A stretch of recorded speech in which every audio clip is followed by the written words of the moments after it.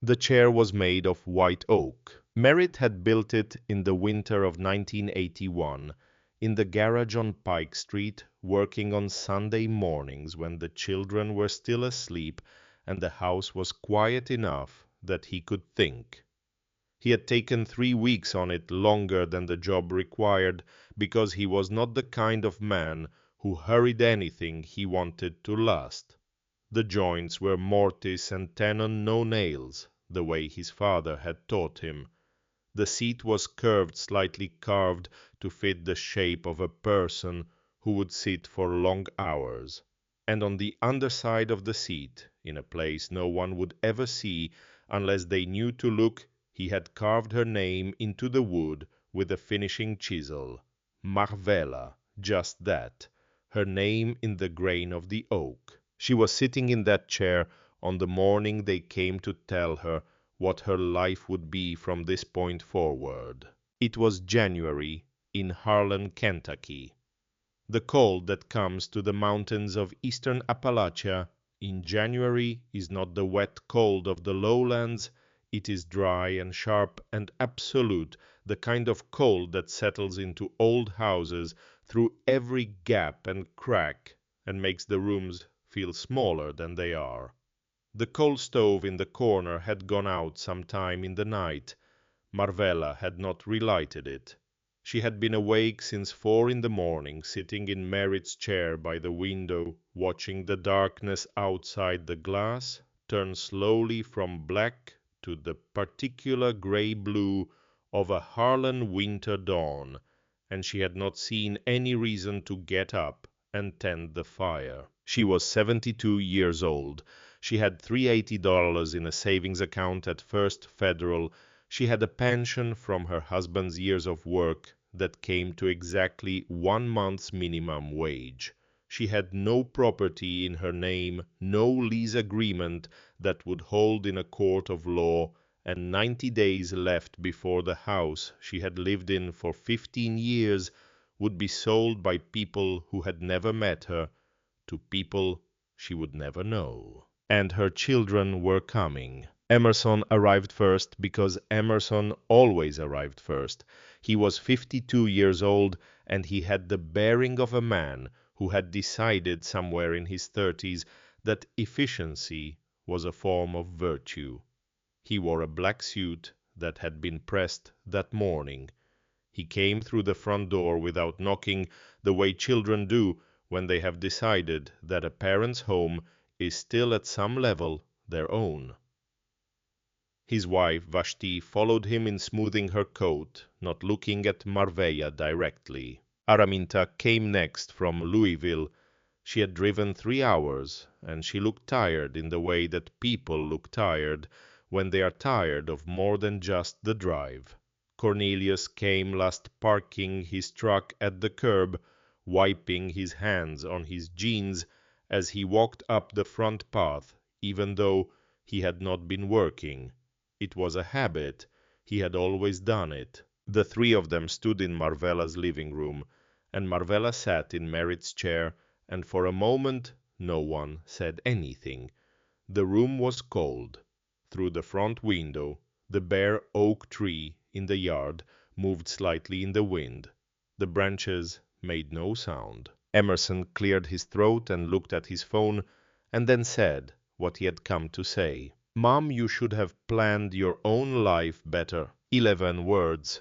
Marvella counted them the way you count things when your mind needs something to do with itself during moments that the rest of you cannot process.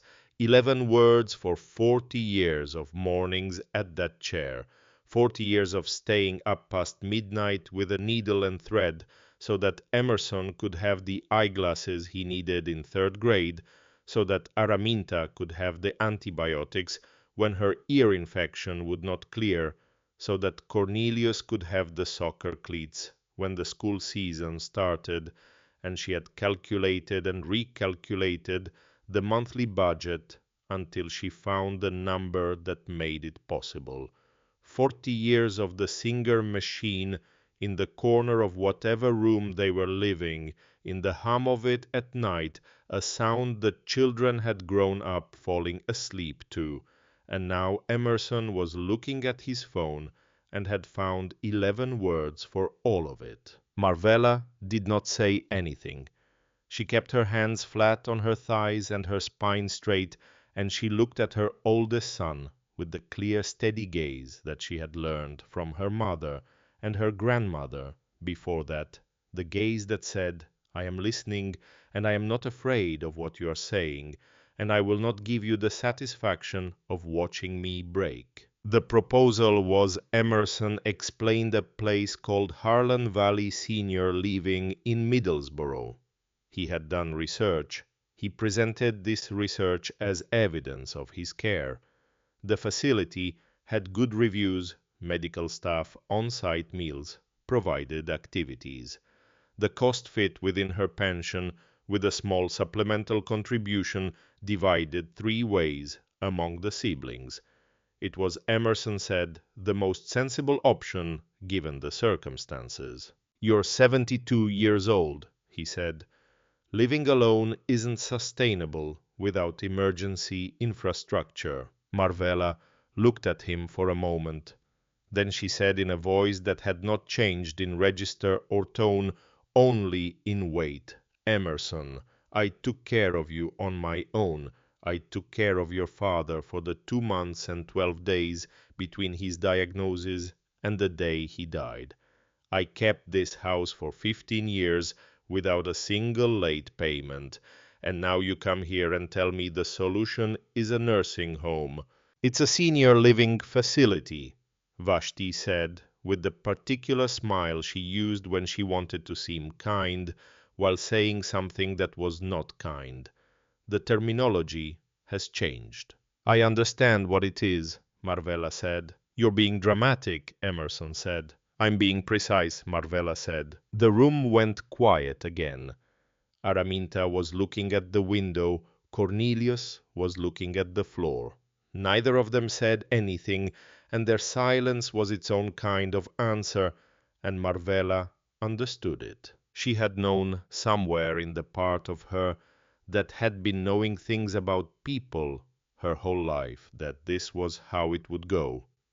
She had called each of them separately in the weeks before directly, without softening or hinting, "I need help finding a place to live.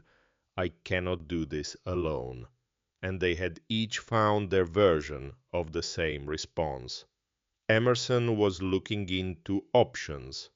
Araminta was in Louisville and could not manage Harlan real estate from that distance. Cornelius said she should have had a formal lease from the beginning. None of them had called back. Emerson and Vashti left first, which was also how it usually went. At the door, Emerson turned and said, in the voice he used when he wanted to sound reasonable rather than final, "When you change your mind, the offer stands." And then they were gone, and Marvella sat in Merritt's chair for a long time, after that, listening to the sound of their cars pulling away from the curb. She did not cry.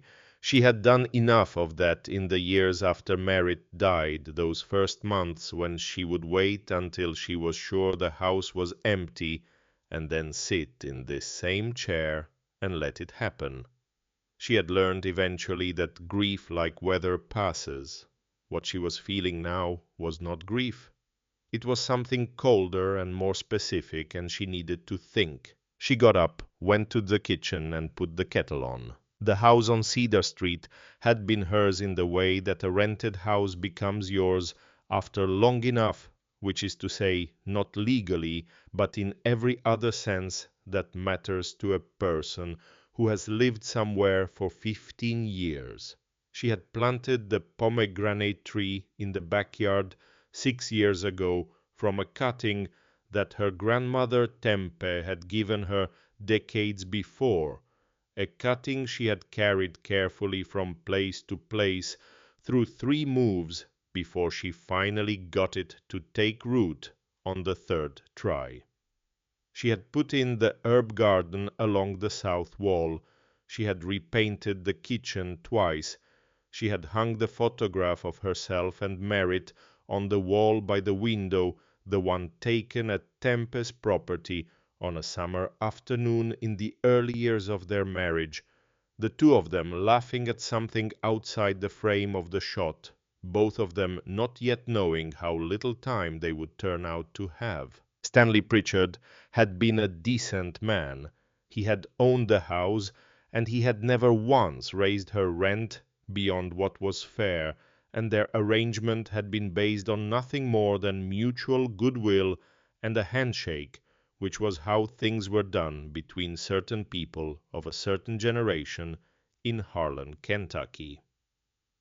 When Stanley died in July of the previous year, alone in his own backyard on a Wednesday morning, a fast heart attack with no warning, Marvella had brought soup to the family and sat with his widow for part of the evening. What she had not understood until the white envelope arrived from a Louisville law office was that Stanley's 4 children, all of them living in larger cities, all of them looking at the property with the eyes of people who thought in terms of assets rather than homes, had no intention of maintaining an informal arrangement with a tenant who was paying below market rent on a house that had tripled in value since the original agreement was made. Douglas Pritchard had come to explain this in person, which Marvella supposed was meant to seem considerate.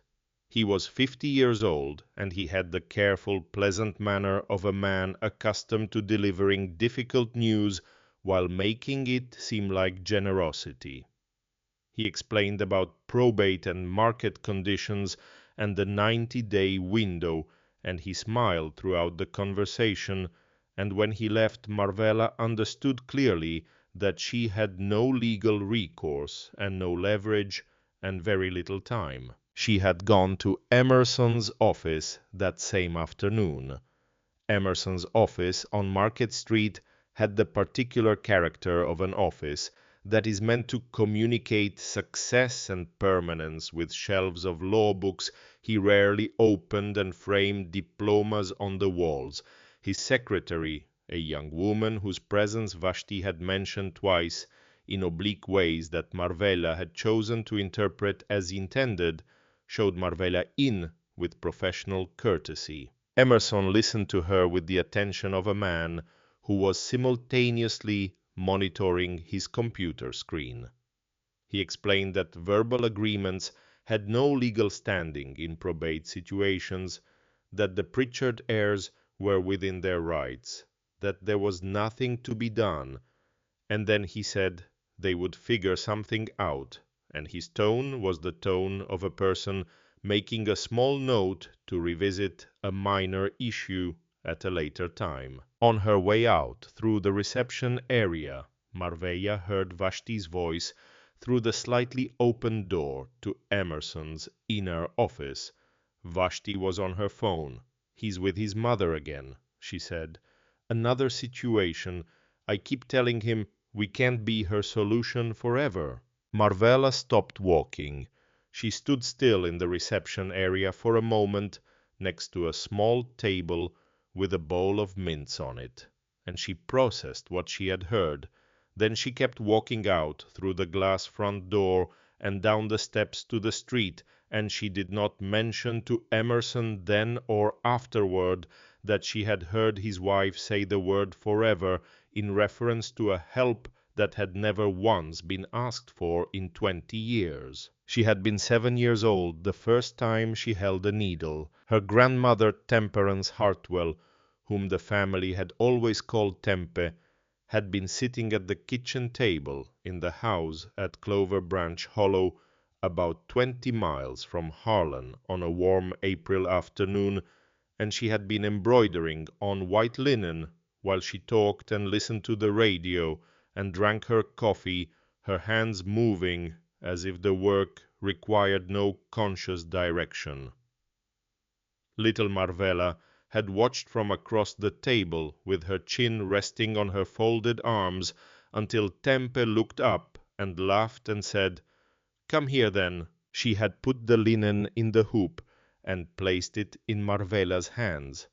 She had shown her how to hold the needle, how to feel the resistance of the fabric, how to guide the thread rather than force it. And Marvella, who had been watching for long enough to have absorbed more than she realized, had made her first stitch, and it had come out crooked, and she had been on the verge of frustration when Tempe put a hand over hers and said, "Sewing isn't force, it's a conversation. You ask the fabric what it wants to become, and if you make a mistake you take out the stitch and start over. That's simple, in sewing and in life, my girl." Tempe was a midwife and a folk herbalist and a woman whom the people of Harlan County had trusted with their lives for 50 years.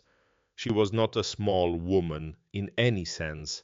She had opinions about most things, and she shared them clearly.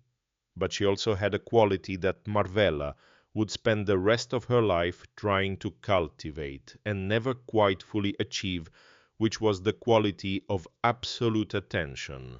When Tempe was with you, she was entirely with you. There was no part of her somewhere else. Marvella had learned to sew in that kitchen, and then in the small workroom at the back of the house, and then at the machine her mother kept in the bedroom. By the time she was 12, she was taking in alterations for the neighbors, in exchange for small amounts of money that she brought to her mother without being asked.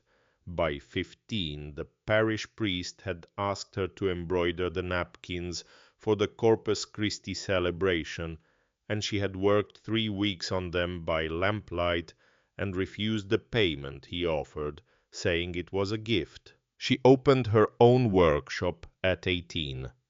Workshop was too large a word for what it was, which was a back room in her parents' house on Cedar Street, with a Singer machine bought on installment over a year and a half of savings, a second-hand full-length mirror, and a hand-painted wooden sign, Markham Tailoring Fine Alterations and Custom Work. The room smelled of new fabric and steam iron. Women in Harlan started finding their way to it. Not because Marvella was the cheapest option, but because she had a quality that is rare in any craft. She could look at a woman for 60 seconds and understand what that woman needed to wear in order to feel at home in her own body. Donna Neely, who ran the boarding house on the square, said once that Marvella did not sew clothes, she sewed confidence, and it was close enough to the truth that it stayed. Sandra Holt had been watching all of this from the beginning. Sandra owned the largest tailoring shop in Harlan, had owned it for 20 years before Marvella opened her backroom operation and her husband sat on the town council.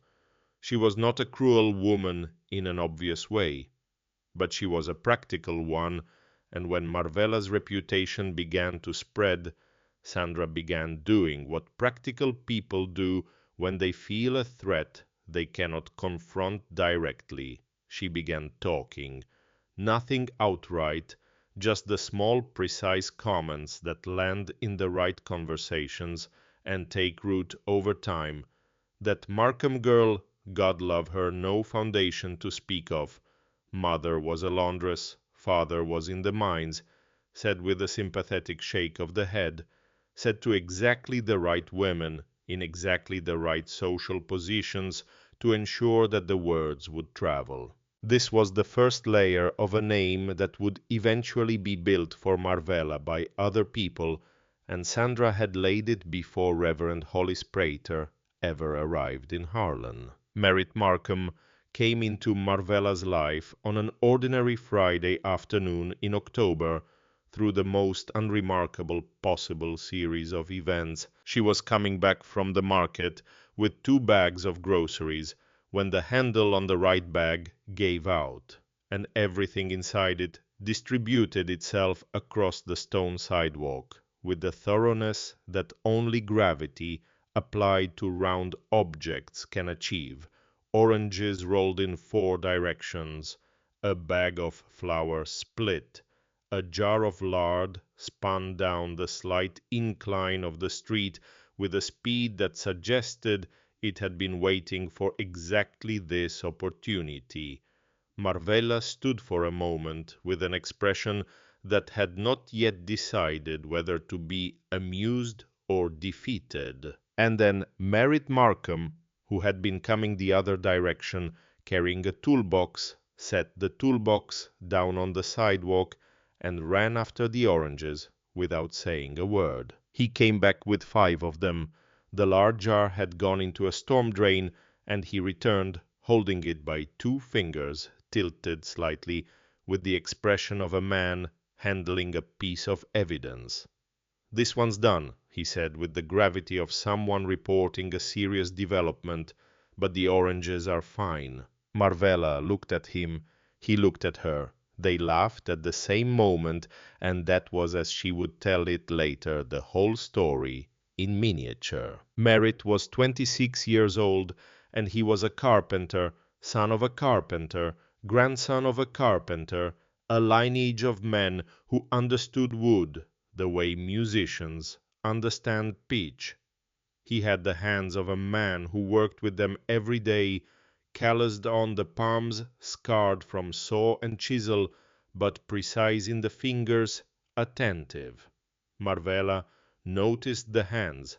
She noticed them because she had hands that had been shaped by work herself, and she could recognize the same quality in someone else. In the 2 years they spent getting to know each other, before he proposed, he left notes folded into the paper bags of her grocery deliveries, having arranged with the market boy to slip them in.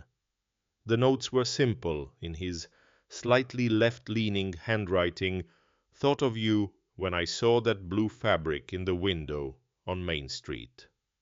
There was a sunset on Mill Ridge I wished you'd seen."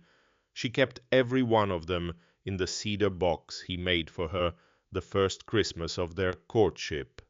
The box had a flower carved into the lid, and she would carry it with her through every house she ever lived in for the rest of her life. He proposed on the front porch of her parents' house on a November evening while her father and mother sat inside, making the particular kind of noise that indicates you are not listening when you are listening to everything.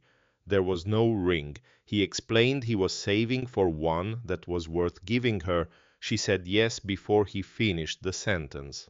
The ring came 4 months later, silver, with a small blue topaz, the stone of the Appalachian Mountains, the stone of the place where both of them had been born. Marvella wore it for 52 years. The wedding was supposed to be at First Baptist Church, the church with its white-painted front and its bell tower at the end of Main Street was where every family of standing in Harlem wanted their children married. Marvella's mother had been imagining it for years. Marvella spent months hand-embroidering the wedding dress lace at the collar, white-on-white embroidery of wild Appalachian flowers across the skirt, trillium and bloodroot and spring beauty, each flower with individual petals in graduated thread weights that she achieved by combining strands of different thicknesses. A 2-meter train with pearls sewn on one at a time with silk thread.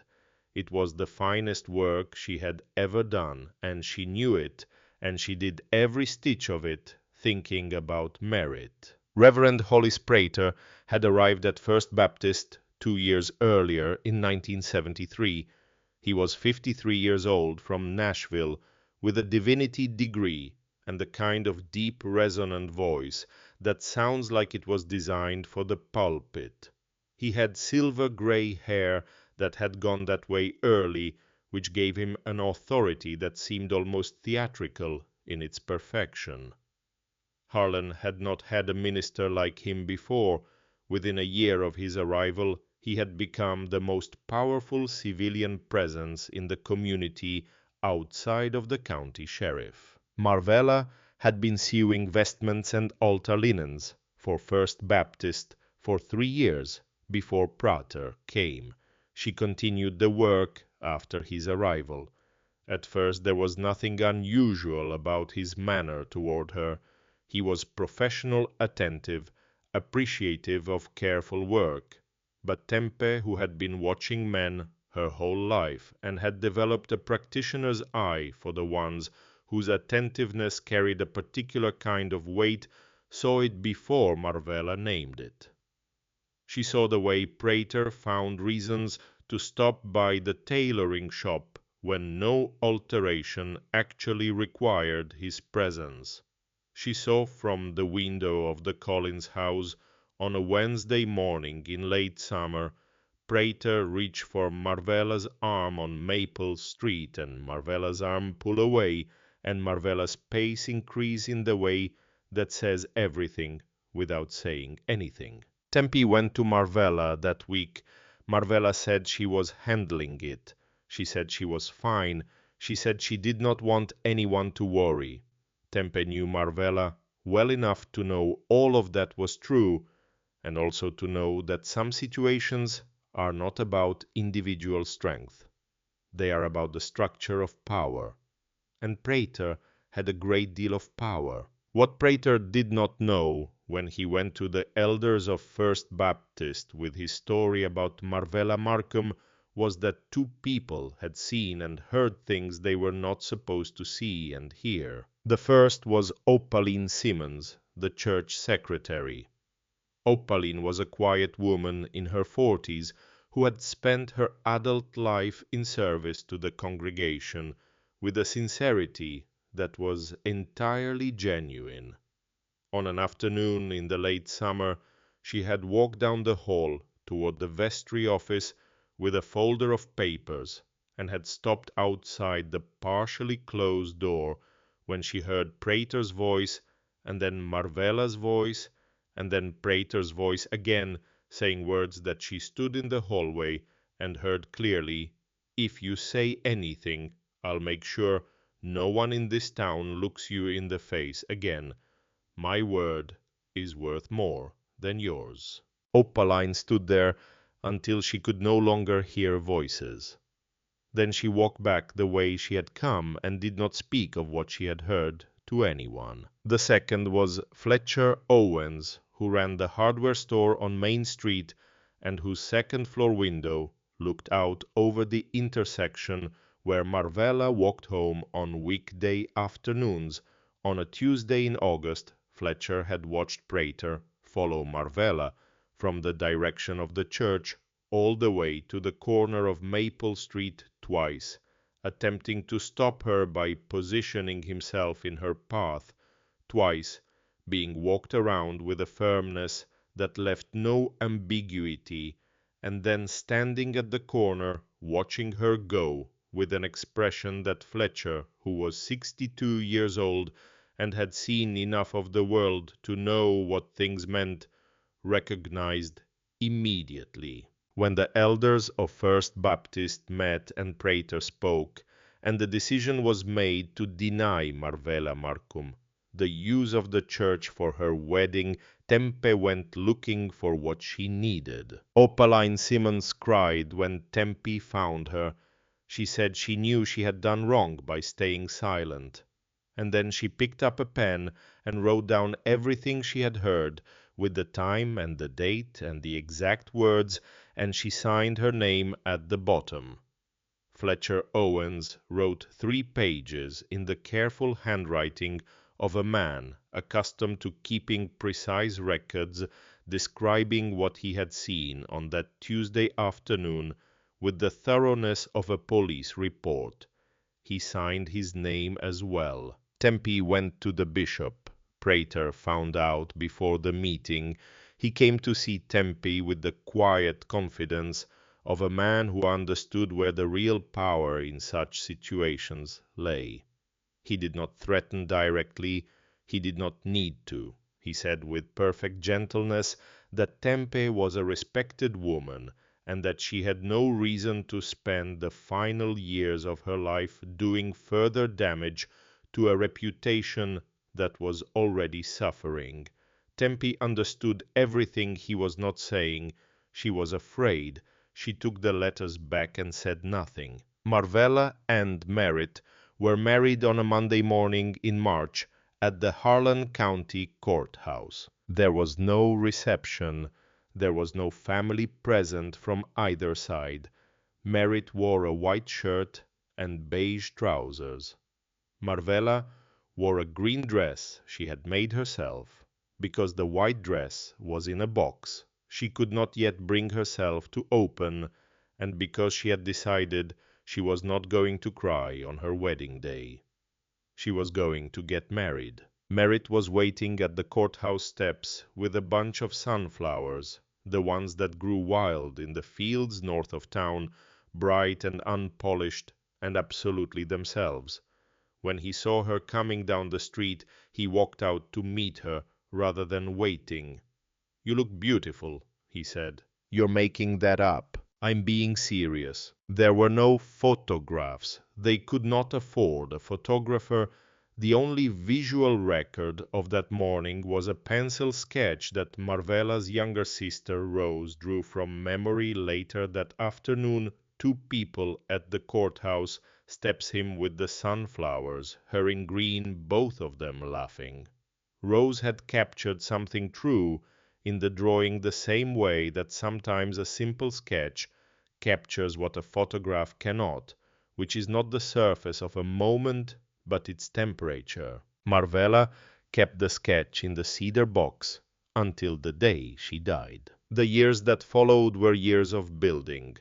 They rented a room in a boarding house on Pike Street with a shared bathroom down the hall and a shared kitchen on the ground floor, and Marvella set her singer in the corner and kept taking in work while Merritt took every carpentry job that came to him.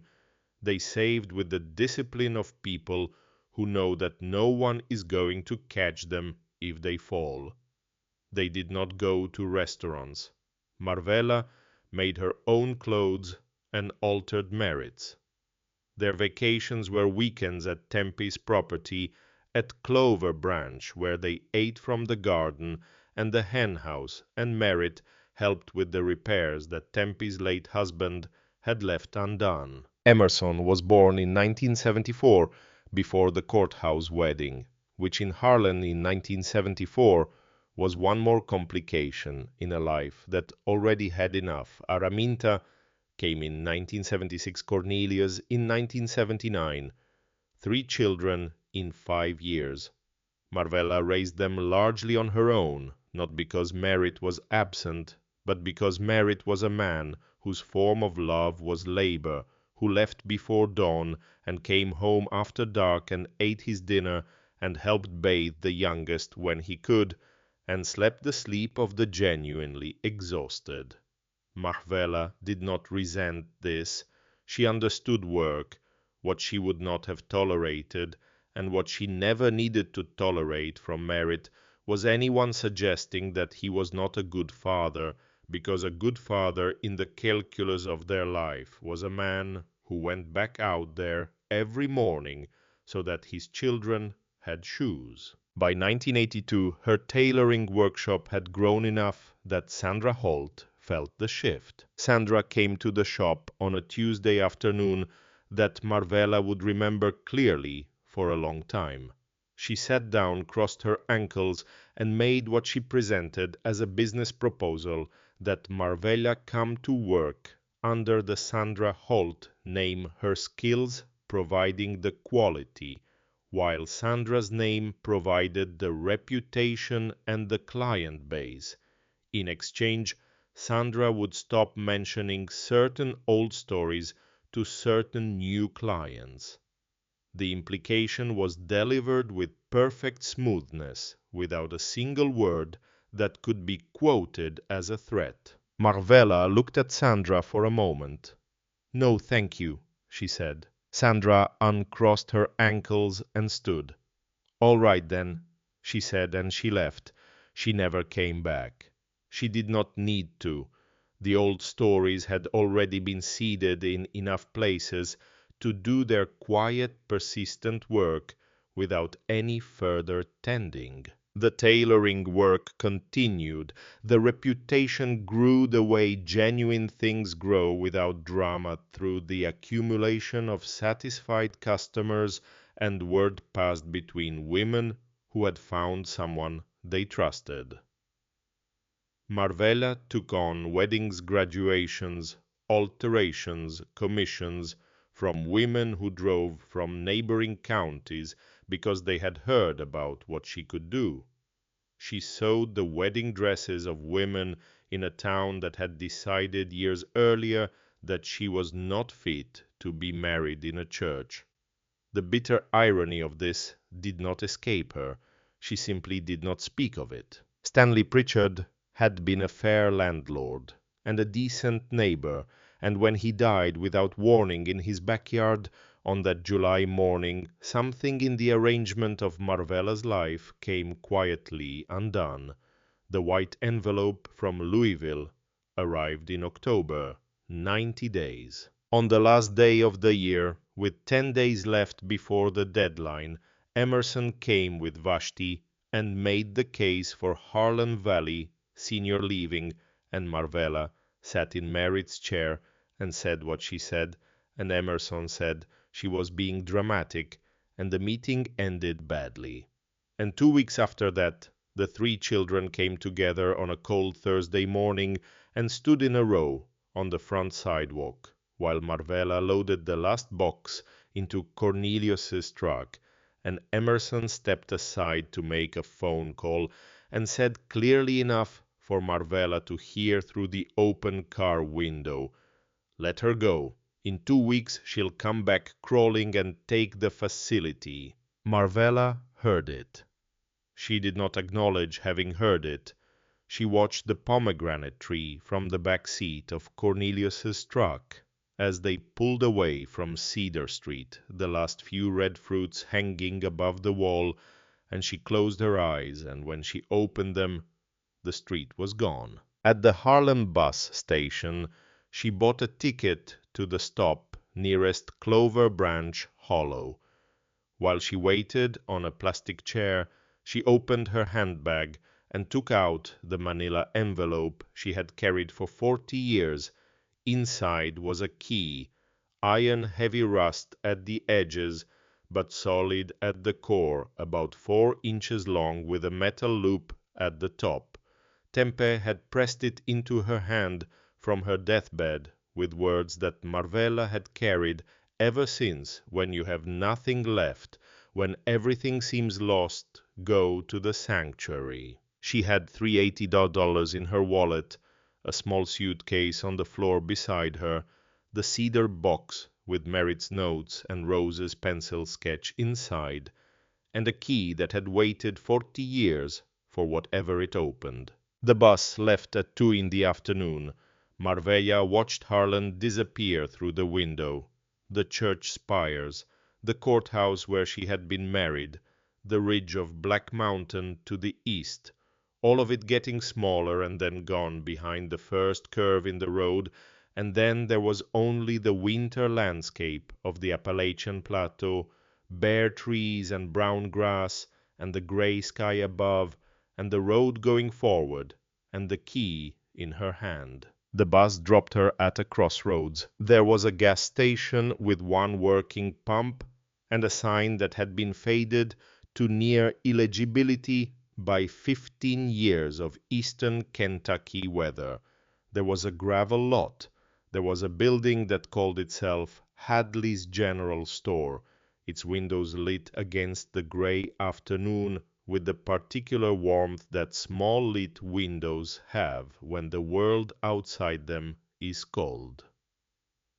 Marvella got off the bus with her suitcase, and the driver said, "Take care now," in the automatic way of someone completing a transaction, and the door folded shut, and the bus pulled back onto the road and was gone before the dust settled. She stood for a moment and let the silence come in. It was a specific kind of silence, the silence of a place that has no ambient noise underneath it.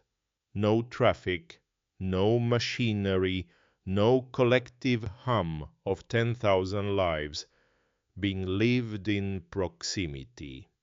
Just the wind moving through the bare sycamores along the road, and somewhere beyond the tree line the sound of water she could not yet see, and the cold. She picked up her suitcase and went inside. The young man behind the counter was perhaps 20 years old, with his phone propped against the register and his attention divided between the screen and the door. He looked at Marvella the way people look at strangers in small places, which is to say, thoroughly and without pretending not to. She set her suitcase down and asked him if he knew the Hartwell property up at Clover Branch Hollow, old family, the last owner, a woman named Temperance Hartwell. He put the phone face down on the counter. Granny Tempe, he said, the midwife. Marvella had not been prepared for that. She had been braced for a blank look, for the ordinary forgetting that 40 years accomplishes. The fact that Temperance Hartwell was still known by name, still known by what she had done at the Crossroads store by a young man who had not been born when Tempe died, produced a sensation in her chest that she could not have named precisely. Something that was grief and gratitude folded together into the same feeling. She was my grandmother, Marvella said. The young man sat up straighter. My mom talks about her still. She was one of the last babies Tempe delivered around here. He looked at the window, orienting himself. The property is about 6 miles up the dirt road past the second fork. You walking? Do I have another option? Marvella said. I thought about it for a second, then said, wait here. He went through a door at the back of the store and was gone for 10 minutes. Marvella bought a bottle of water and 2 bananas with money she could not afford to spend freely and stood at the window, looking out at the gray road, and waited. The man who came back with the young man was 63 years old and built like someone who had spent 4 decades doing work that required his body to mean it. He wore a canvas jacket and a straw hat that had no business being worn in January, and he carried the keys to a truck that was the approximate color of a sky that has forgotten what blue looks like. He was Barnabas Cooper, the young man's uncle, and everyone in the county had called him Barney since he was a boy. He took Marvella's suitcase from her hand without asking permission and put it in the truck bed and opened the passenger door. I know that property, he said when they were on the road. The truck's heater worked, which was the important thing. Went out there a few times when I was a boy. It's been closed up a long time, Marvella said. Main house fell in, maybe 15 years back. He said it without sentiment, simply as a fact about the landscape, but the stone cellar is still standing. I know. He drove for a moment before he said the next thing. Tempe set my mother's broken wrist once. Doc was 50 miles away, and my mother was alone with 4 kids, and she just showed up, stayed 2 days. He kept his eyes on the road. Some debts you can't pay back direct. You pay them to the next person connected. He did not say anything else about it. Marvella did not ask him to.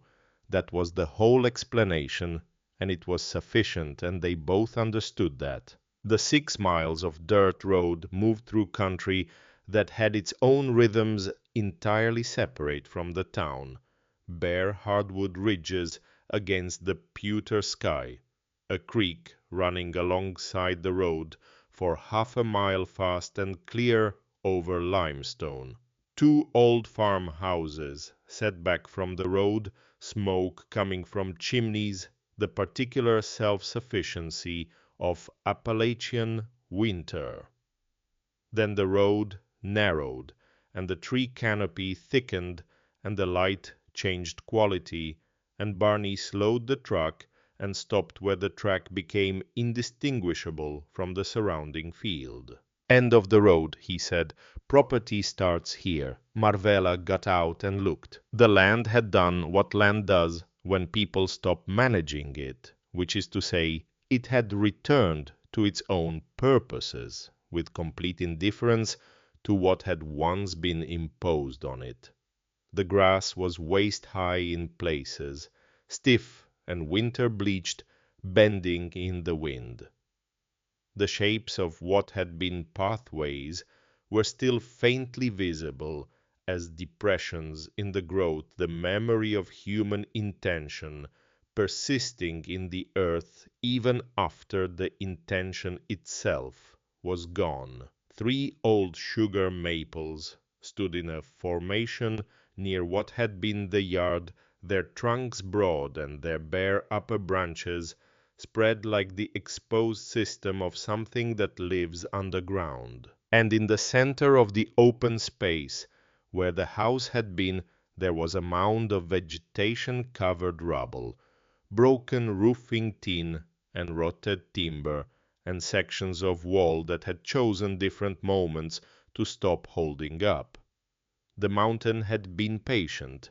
It had simply waited. But at the back of the property, where the ground began to rise toward the ridge, there was a structure that the mountain had not taken. The stone cellar had been built directly into the hillside by Tempe's grandparents, who had cut the sandstone out of the earth of that same ridge and fitted it without mortar in the old way, each stone chosen and placed so that the weight of the wall above held everything together rather than pushing it apart. The roof was tile over timber, and a few tiles had shifted or cracked over the decades, but the timber beneath had been chosen by people who understood wood, and it had held. The walls were solid. Moss had grown in the joints and turned them green, which made the structure look in certain lights like something the hillside had grown rather than something built by human hands. Along the left wall a serviceberry tree had taken root at the base of the foundation stones and grown up alongside the cellar over years, until its trunk was pressed against the wall and its branches spread over a portion of the roof, supporting it from the outside, the way a buttress supports a cathedral, not by design, but by the logic of two things that happen to need each other at the right time. Marvella stood at the top of the 4 stone steps that led down to the cellar door. The steps were covered in wet leaves and moss, and she tested each one before trusting her weight to it.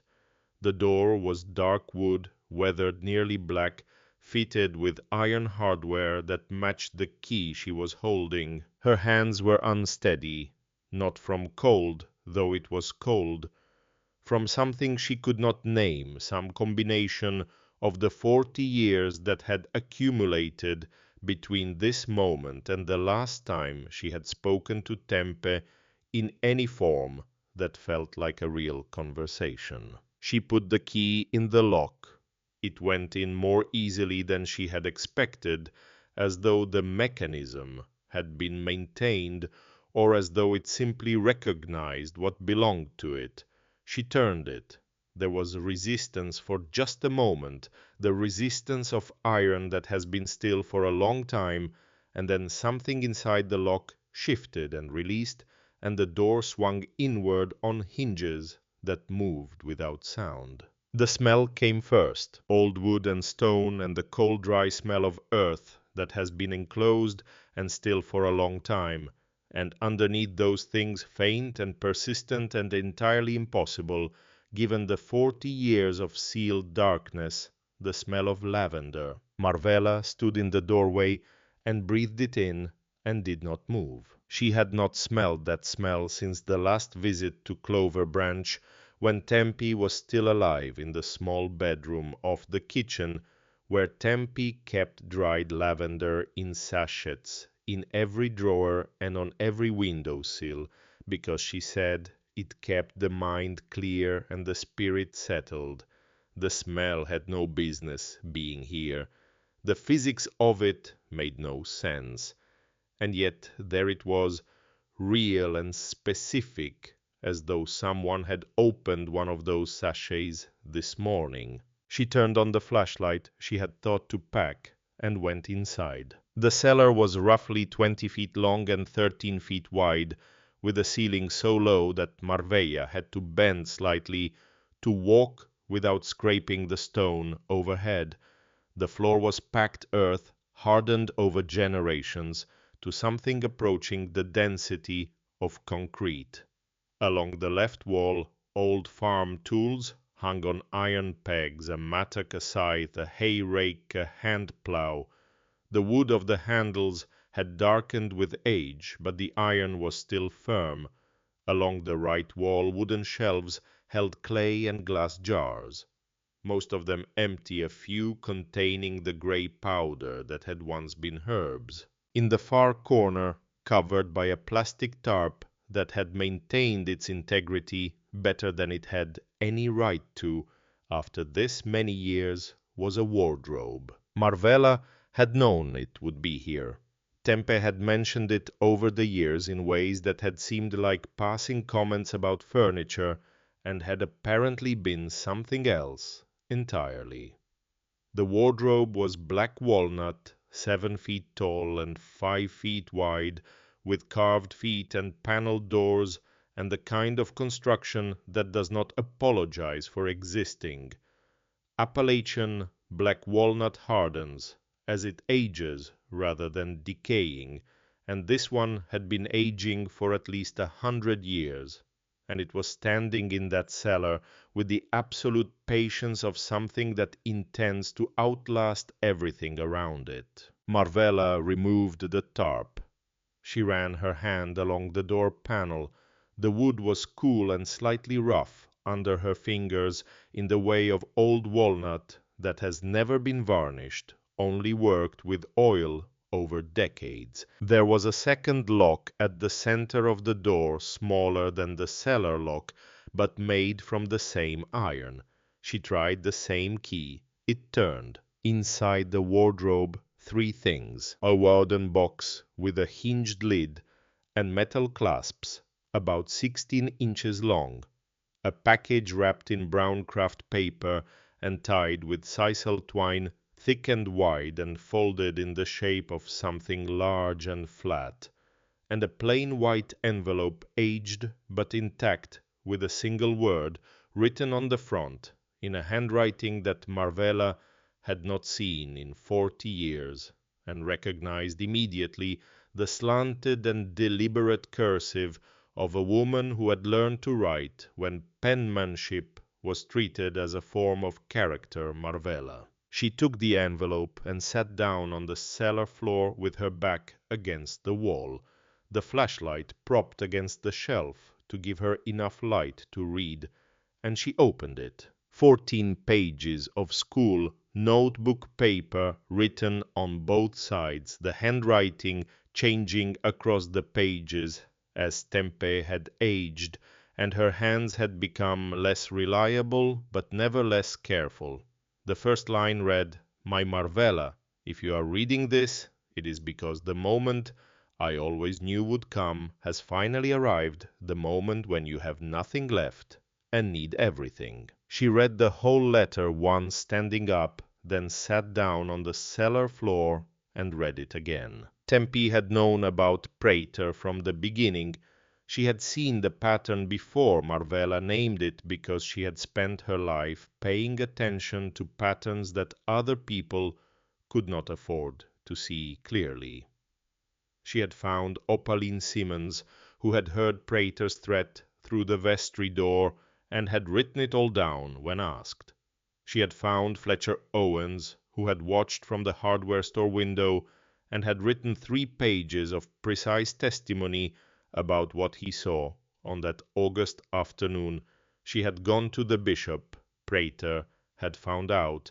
He had come to see her, and he had said, without any direct threat, and with all of its meaning perfectly clear, that she was a respected woman who did not need to spend her final years doing further damage to an already damaged reputation. And Tempe, who had delivered half the babies in Harlan County and set broken bones in farmhouses during winter storms, and sat with dying people through their last hours, had been afraid. She had taken the letters back. She had sewn all three documents, Opaline's letter and Fletcher's letter and her own, into the lining of the wedding dress that Marvella had made with her own hands and never been allowed to wear. She had taken the dress from Marvella's house during a visit when the children were small, wrapped it in silk paper with lavender sachets between the folds, and locked it in this wardrobe in this cellar that she had then locked and given a key to a woman she trusted, never to use it until the right moment. Toward the end of the letter, Tempe's handwriting became less steady, the letters unevenly spaced as though written by someone who knew time was becoming a scarce resource. She wrote, "I failed you on that day. I tell myself it was to protect what was left of your life, that more scandal would not have helped, that your marriage could be happy, regardless of where the ceremony happened. And your marriage was happy. I know it was, but I also know that you carried a name in this town that belonged to Hollis Prater, not to you, and I held the means to give it back to you, and I was afraid. That is the truth I have carried for 40 years, and I am laying it down here for you to do with what you choose." At the very bottom of the last page, a postscript in writing so small it was almost a whisper, "There is a wooden box in the wardrobe. Merritt was here. Open it after the letter." Marvella lowered the pages to her lap and sat still in the stone cellar for a long time. Outside, Barnabas Cooper had leaned against the truck and watched the ridge and the bare trees and the sky, and he did not come to check on her, which was the right thing to do. Eventually, she reached into the wardrobe and brought out the craft paper package. She unwrapped the twine and the paper, and inside the paper was silk paper, white and brittle with age, and inside the silk paper was the dress. 40 years in a locked cellar, and it was nearly intact. The silk had yellowed in the way that silk does when it ages, shifting from white toward a warm ivory, but the embroidery was perfect. The trillium and bloodroot along the skirt, each flower with its individual petals in graduated thread. The petals she had stitched, sitting at the window of the Cedar Street house with a single lamp, and Merritt's handwritten notes in a pile next to the machine for company. The pearls on the train were still firm on their silk thread. The lace at the collar was still precise. She held the dress in her lap and put her hand on the embroidered flowers and did not speak. Then she felt along the inner hem of the skirt and found what she was looking for, 3 small pockets closed with tiny irregular stitches in a technique she recognized as Tempe's rather than her own. She opened each one. 2 letters. She set them on top of the craft paper and reached back into the wardrobe for the wooden box. The box held a spiral-bound notebook with a black cover of the kind Merritt used for work notes, several sealed envelopes, a photograph old and border white in the style of photographs from the 1970s, showing herself and Merritt in the yard at Clover Branch on a summer afternoon, both of them laughing at something outside the frame, and a larger envelope thick with contents with her name on the front in Merritt's handwriting. She had to put the box down. She sat with both hands flat on her thighs and breathed. She had asked Merritt once, in the middle of their marriage, if he regretted not having the church wedding. He had looked at her with an expression of such genuine bafflement that she had almost laughed. "What church?" he said. "We had sunflowers." It had been his complete answer, and it had been sufficient. She opened the envelope. He had written 12 pages, which was more words than Merritt had spoken about himself in any single conversation she could recall. His handwriting was the same as on the notes he used to leave in her grocery bags, leaning slightly to the right, pressing firmly enough that the words were visible on the back of each page. He began, "My Marvella, my love, if you are reading this, I'm already gone. Forgive me for not saying this to your face. Every time I tried you looked at me with that look of yours, the one I have loved since the day you told me the large jar was done for, and I couldn't find the words without it feeling like a goodbye too early. You know I was never any good at those." He told her that Tempe had spoken to him during the summer she was dying, the summer Marvella was in Louisville, with Araminta, who had been sick, the summer Merritt had driven out to Clover Branch alone and spent 3 days with the old woman in the house before the house became a ruin. Tempe had told him about the letters. She had shown him the wardrobe and the dress and the key, and she had asked him for one thing to make sure the property remained intact, that the cellar remained standing, that what she had preserved would still be there whenever Marvella needed it. So he had come, first Saturday of every month for 8 years before his diagnosis. Marvella had believed he was at the woodworking shop in Cumberland, where his old friend Hal Dawson kept a small operation, going into his 70s. Merritt had been at Clover Branch instead, clearing brush from the cellar approach, checking the roof tiles twice, and replacing the damaged ones with salvage material he brought in his truck, resealing the tarp over the wardrobe, confirming that the letters were where they were supposed to be. He had paid the property taxes that had accumulated in arrears before Tempe's death, and he had set up an account to continue paying them. He had found a lawyer in Lexington and completed the process of transferring the deed to Marvella's name, which had been finalized in 2003, a year before his diagnosis. He wrote, "I planted the serviceberry tree on the left side of the cellar wall because I could see the stone there was under pressure and needed something growing beside it. A tree and a wall, each one holding the other up. I thought about us when I planted it." He wrote about the savings account, black notebook, first page, all the numbers.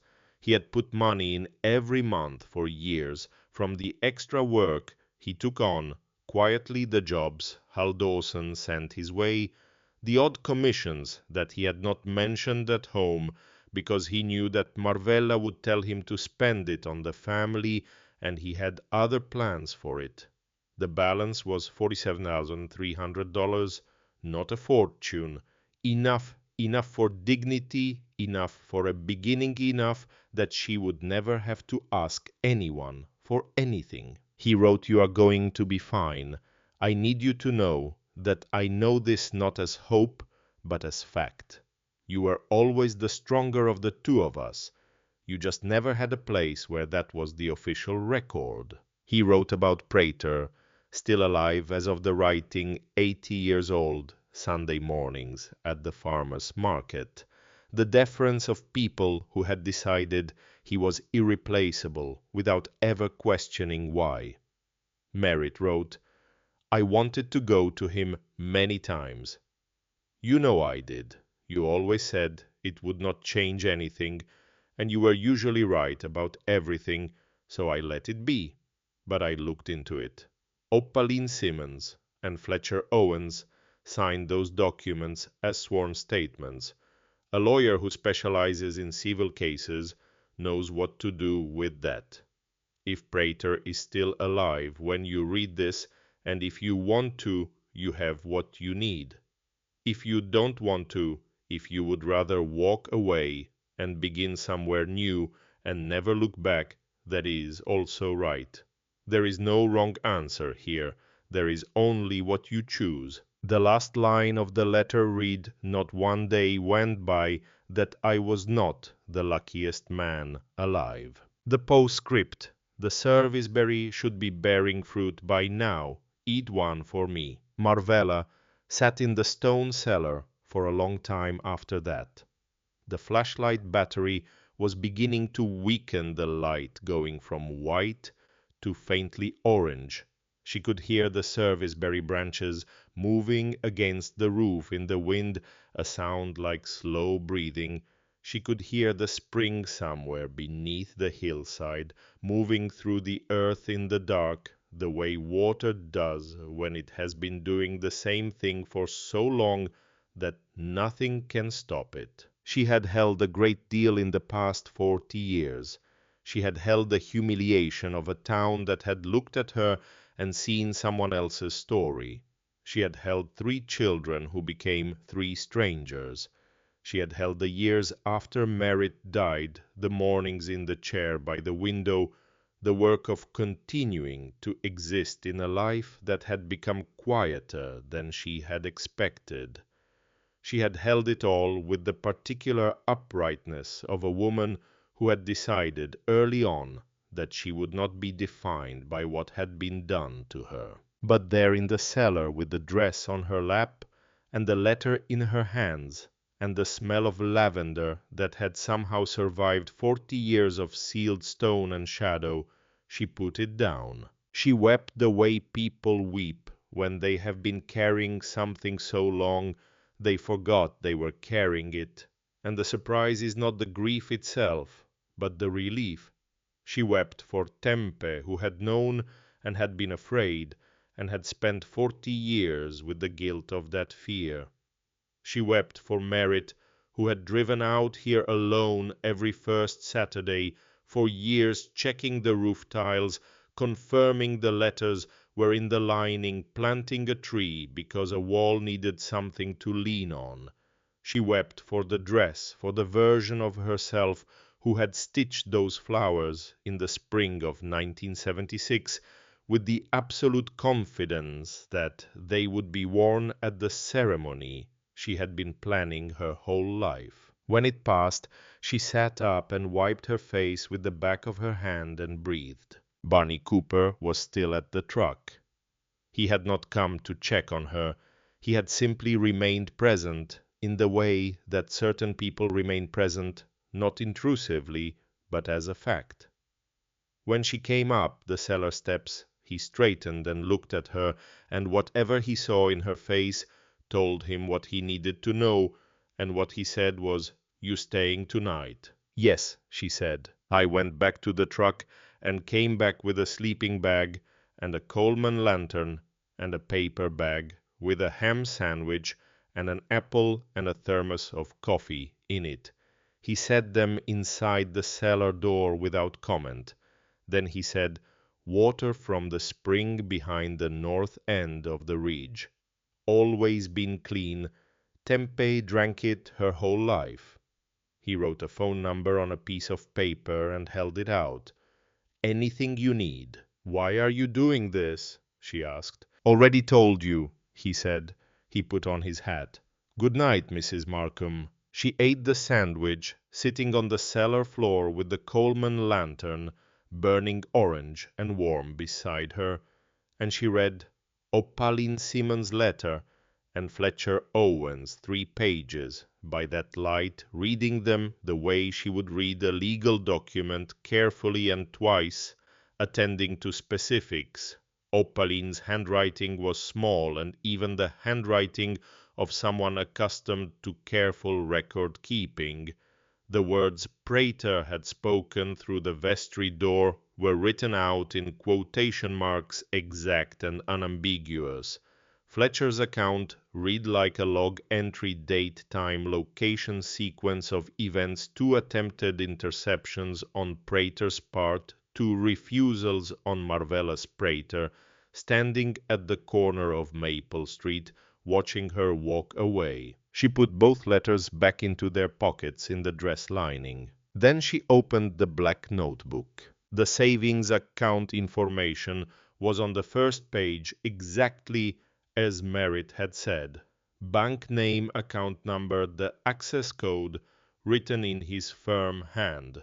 Below it a note, call the branch in Harlan, they will know what to do. I set it up so you would not need to explain anything. The envelopes in the box contained the property deed and supporting documents, her name on them filed with the county clerk in 2003, legally unambiguous.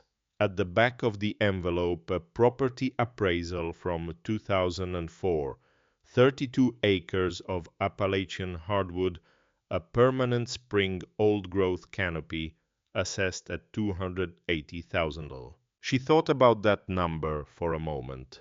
20 years had passed since that assessment.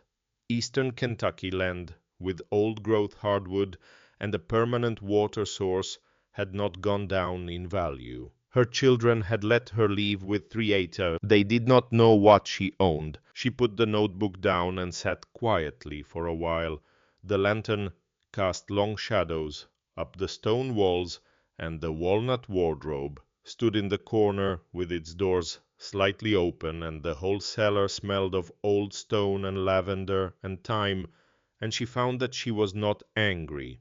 She had expected to find anger when she got here, or something adjacent to it, the cold settled rage of a woman who has been wronged and has finally located the evidence.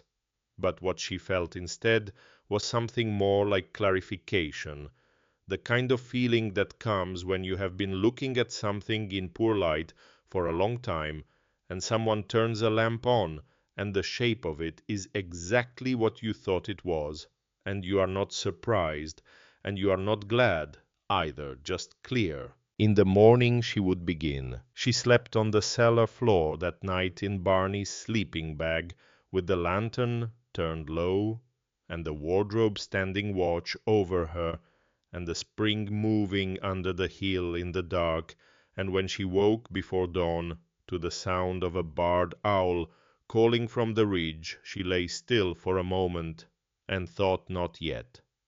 There was still one thing to do before she was ready.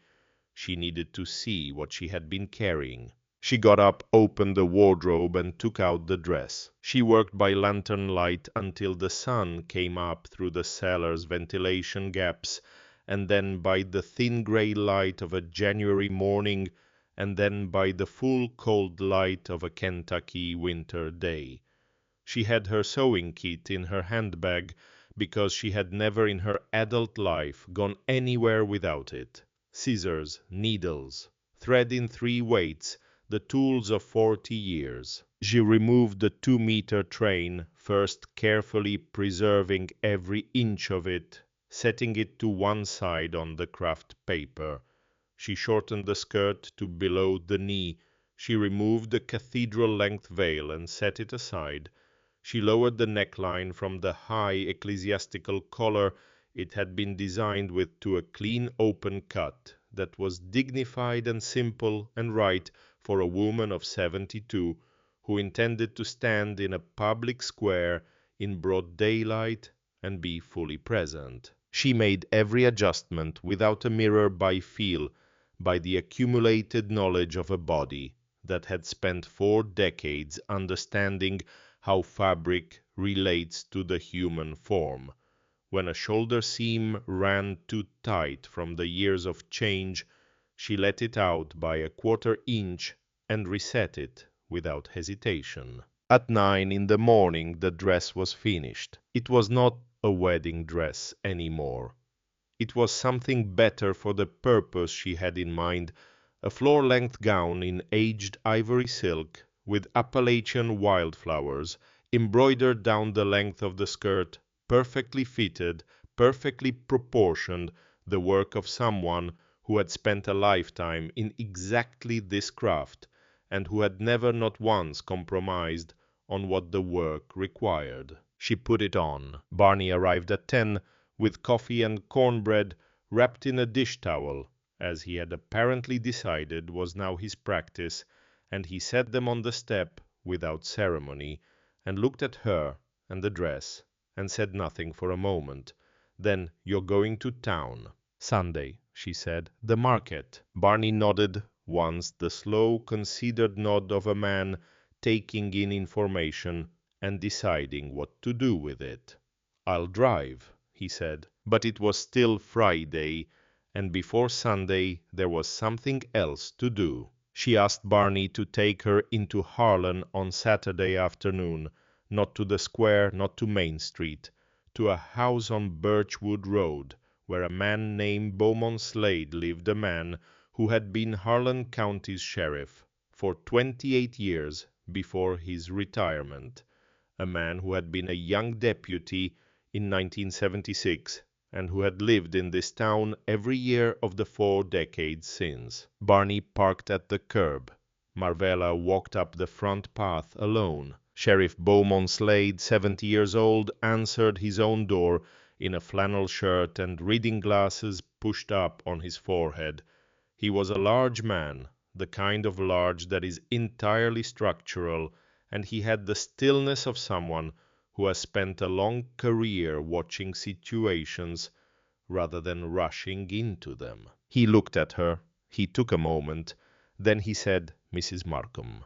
"Beaumont," she said, "you were a deputy in 76. You remember the situation with Reverend Prater."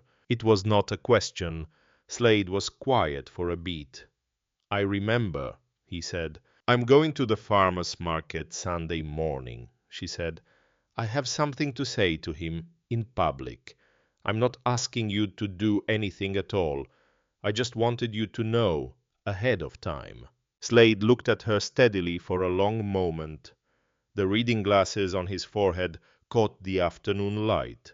He was doing the calculation that people who have spent their lives in law enforcement do, automatically reading a situation for what it actually contained rather than what it appeared to be. "I go to the market every Sunday," he said. "I know," she said. "I'll be there," he said. She thanked him and walked back to Barney's truck, and they drove back to Clover Branch without speaking, and the sun went down behind the ridge, and it was the last ordinary night before Sunday. The Sunday market on Harlan's public square had been running since before anyone currently alive could remember who had started it. It was one of those institutions that a small town builds around itself the way a river builds a bank, gradually and without formal decision, until the thing exists so completely that its absence would change the shape of everything nearby.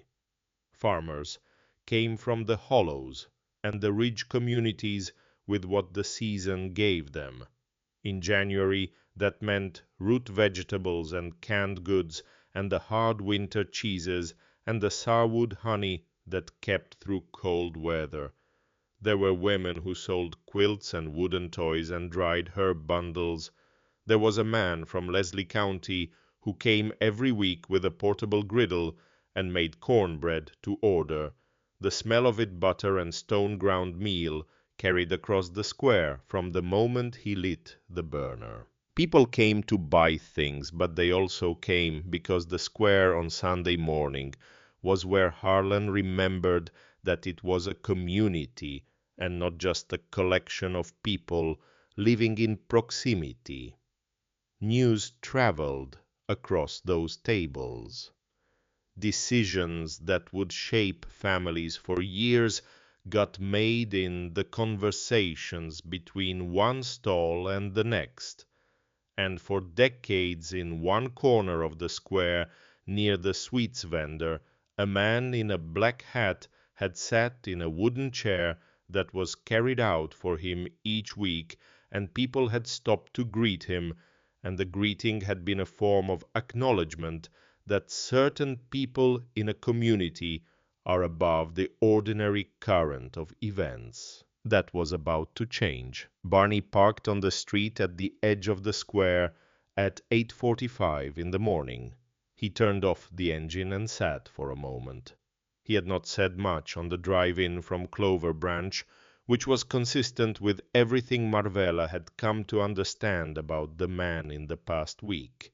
He spoke when he had something to say. This morning he had said two things. The first when she came out of the cellar, dressed and ready, that's some dress. The second 20 minutes into the drive, "You want me to come in with you?" She had said no, and he had nodded, and that had been that. Now he said, without looking at her, "I'll be right here." She got out of the truck. The square was already moving at its Sunday rhythm, the stalls set up in their rows, the early arrivals, working through the produce with the purposeful attention of people who know the best things go first. Marvella had been coming to this market since she was a girl. She had sold things here herself in the years when she was building the tailoring business and needed every source of income she could find. She knew the layout of the stalls, the way she knew the layout of her own workroom without having to think about where things were. She also knew most of the faces. There was no other way to say what that meant this particular morning. 40 years of living in a town means 40 years of mutual knowledge, and most of what a town knows about you is formed early and changes slowly, if it changes at all. The women she passed had worn clothes she made. Some of them had been her customers, some of them were grandchildren of women who had been her customers, and most of them carried somewhere in the back of their understanding of Marvella Markham the shadow that Prater had placed there in 1976, the old story that had never fully left the air of this town, no matter how many years accumulated on top of it. She walked toward the far corner. Hollis Prater was exactly where Merritt's letter had said he would be. 82 years old, seated in his wooden chair, the black hat on his white hair, the walking cane leaning against the side of the table next to him. He had aged considerably since the last time Marvella had seen him at any proximity, which had been years ago at a distance. He was smaller than she remembered the particular shrinkage of very old age that takes a man who once seemed large and makes him seem as though the physical world has been quietly reclaiming what it lent him. But he was present in the way that men who have exercised authority for decades remain present even when the formal authority is gone. Two younger men stood nearby, attentive in the way of family members who have been assigned a kind of custodial role without it being stated directly. Prater was talking when Marvella stopped 10 feet away from him. He had not seen her yet. "Reverend Prater," she said. The voice she produced was not raised. It did not need to be. She had spent 40 years as a woman who could be heard across a workroom with its machines running because that is what the work requires, and what the work requires becomes what you are. The words carried across the noise of the market the way a struck bell carries cleanly and without effort. He turned. The recognition, when it came, moved through his face. In a sequence, she watched with the attention of someone who had been waiting a long time to see it. First, the blankness of an old man identifying a familiar face without the name, then the name arriving, then in the fraction of a second before his professional composure reasserted itself, something that she had expected to find there, and that she was not glad to find, but needed to see fear. The specific fear of a man who knows what he has done and has spent a long time watching the door. He controlled it quickly. "Marvella," he said with the warmth of a man who has been greeting people from a public position for 60 years. What a surprise. "Markham," she said. "Marvella Markham. You knew my name once. I want to make sure you still do." The two younger men on either side of him had gone still.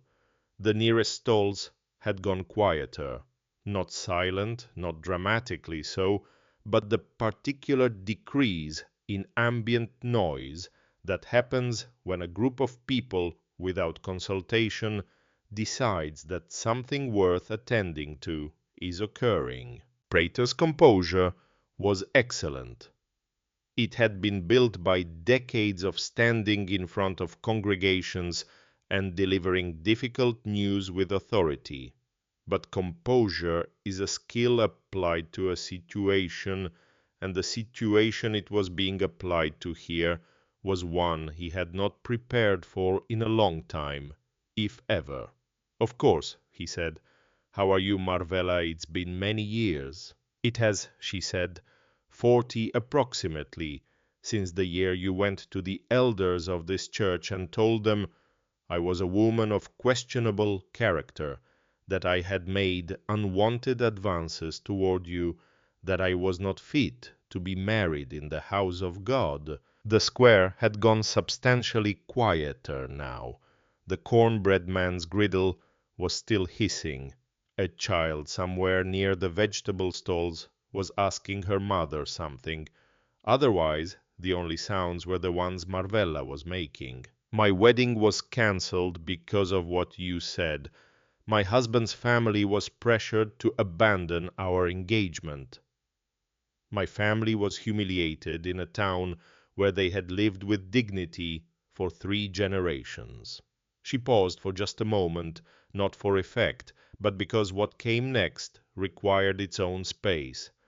"My children grew up in this town, hearing versions of the story you created. The 3 children I raised alone with my own hands, while you received the gratitude of this community every Sunday morning." Prater made his attempt. "Marvella, that was a very long time ago. People were different, situations were interpreted differently. Perhaps there was a misunderstanding that over time—" "I'm not finished," she said. He stopped. Whatever he saw in her face stopped him. "My grandmother Temperance Hartwell kept the evidence. She found 2 witnesses who had seen and heard what actually happened. She preserved what they wrote for 40 years inside the lining of the wedding dress I made with my own hands and was never permitted to wear. I have those documents with me today." She opened her bag and took out the 2 letters. She held them up, not theatrically, but simply as a person holds up a fact. "This is a sworn statement from Opaline Simmons, secretary of First Baptist Church, signed October 1976. She heard you through the vestry office door say to me, 'If you say anything, I will make sure no one in this town looks you in the face again. My word is worth more than yours.'" Marvella folded the letter. She wrote that down. She signed her name to it. Prater said nothing. "This is a statement from Fletcher Owens of Owens Hardware on Main Street, signed November 1976. He watched you follow me from the church to Maple Street on a Tuesday afternoon and attempt to stop me twice. He documented everything he saw with the date and the time and the location." She folded the second letter. 3 pages. His signature at the bottom. There was a long silence. In that silence Marvella was aware of the people around her, the circle that had quietly formed the faces she had known for decades watching this happen. She was also aware, at the edge of her peripheral vision, of Emerson Walsh standing near the craft stalls, with his wife very still. Prater made one more attempt. "These are documents from people who have been gone for years. There is no legal standing for—" "Are you going to tell me I'm lying?" she said. The question was delivered without anger.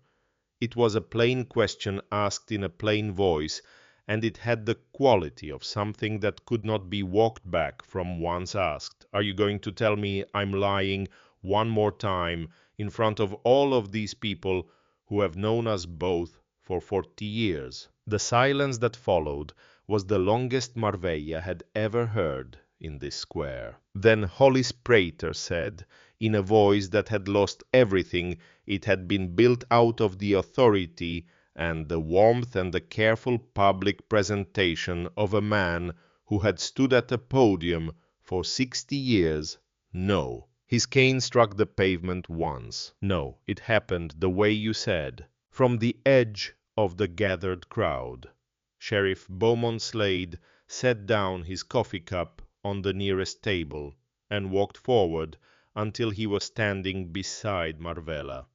He did not touch her, he did not speak. He simply stood there, 70 years old, 28 years of that job behind him, present in the way that his presence had always meant something in this town, and everyone who was watching understood what it meant now. Marvella looked at Prater for a moment. She felt in the place where she had expected triumph, or satisfaction, or the cold pleasure of being vindicated, something entirely different. The closest word for it was release. The way a breath releases after you have been holding it so long, you stop noticing that you were holding it. "Thank you," she said. She put the letters back in her bag. She nodded once, a small clean motion that meant this is concluded, and she turned and walked back across the square. She passed Emerson and Vashti near the craft stalls. Emerson was standing with the expression of a man who has just watched something he cannot immediately process. Vashti had her hand over her mouth. Emerson said, "Mom." She stopped and looked at her oldest son. She looked at him for a moment with the full attention she had been giving things her whole life. "When you want coffee," she said, "you know where I am."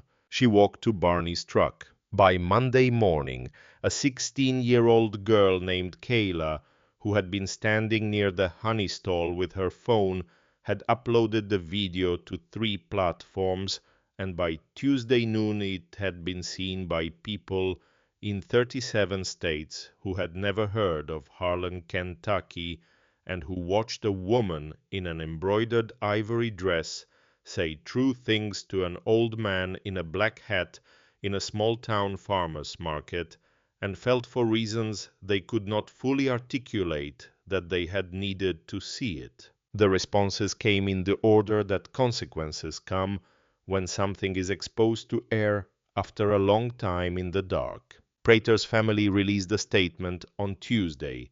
The language was careful and legal, the kind of language drafted by people who understand the difference between acknowledging and admitting. But it was public, and it was unambiguous in confirming that Marvella Markham's experience had been real. Emerson called on Tuesday afternoon. The voice that came through the phone was not the voice she had been hearing for the past several months, not the voice of the man behind the desk who had looked at his computer screen while she spoke to him. It was simpler than that. "Mom, I didn't know. I swear to you I didn't know any of it." "I know you didn't," she said. "But you also didn't want to know. There is a difference." A silence. "Yes," he said, "there is. When you want coffee," she said, "you know where I am." Prentice Andrade came to Clover Branch on Thursday in a car that was too new for the dirt road and got mud on the bumper he would probably not notice until he was back in town. He was 28 years old, the son of Rita Andrade, who had come to Marvella's tailoring shop in 1992 with a wedding dress budget that was 1/3 of what the dress she wanted would normally cost, and Marvella had charged her what she had. Prentice had been a boy then, but his mother had told the story enough times that it had become part of his understanding of what his profession was supposed to be for. He sat on the folding chair Barney had placed outside the cellar in the thin January sun and laid out the legal situation with the clarity of someone who has done the research and knows what it says.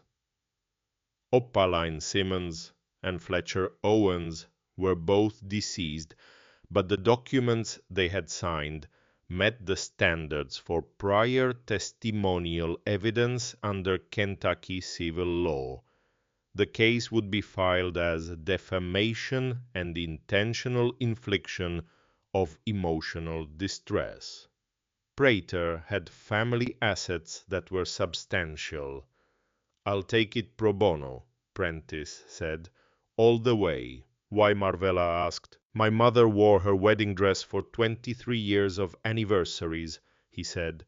"She still has it. She always told me the woman who made it charged her what she could afford, not what the work was worth. She said she never forgot that." Marvella was quiet for a moment. Then she said, "You can start when you're ready." The case took 8 months. It ended in a settlement agreement out of court, which Prentice had anticipated and which was, as he explained, faster and more certain than the alternative. Hollis Prater and his family paid $180,000 deposited to Marvella's account within 30 days of the signing. The diocese issued a formal statement the same week, its language the product of considerable legal review, but its meaning plain. What Marvella Markham had described had happened, and the institution expressed its profound regret. Marvella received the news on an afternoon in September, while she and Barney were drinking coffee outside the cellar. The serviceberry was heavy with late-season fruit, the small dark berries clustered on every branch.